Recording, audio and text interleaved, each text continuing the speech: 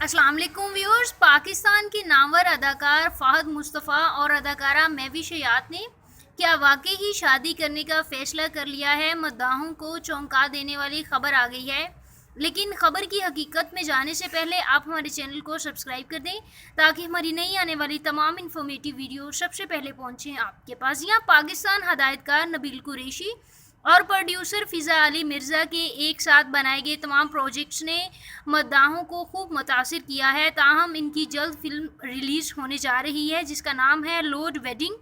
क्या ये भी मुतासिर कर पाएगी मद्दाहों को? फिल्म का पहला ट्रेलर रिलीज़ कर दिया गया है जिसमें मरकज़ी अदाकारों के किरदार भी सामने आ चुके हैं। 2 मिनट 46 सेकंड पर मबनी इस ट्रेलर में फ़ाहद मुस्तफ़ा और महविश हयात को पेश किया है, जो एक दूसरे से बेइंतहा मोहब्बत करते हैं और शादी भी करना चाहते हैं, लेकिन इनकी शादी तब तक नहीं होगी जब तक फ़ाहद की बड़ी बहन की शादी नहीं हो जाएगी।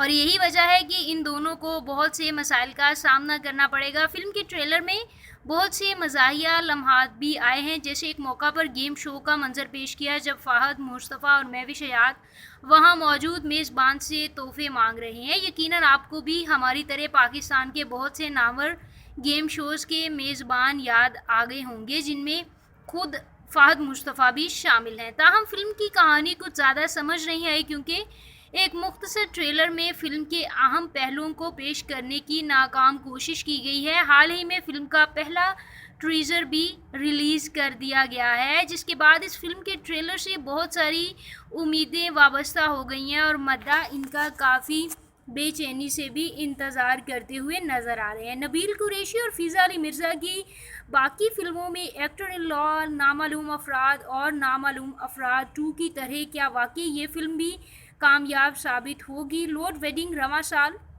ईद उल अज़हा पर रिलीज़ होने वाली है।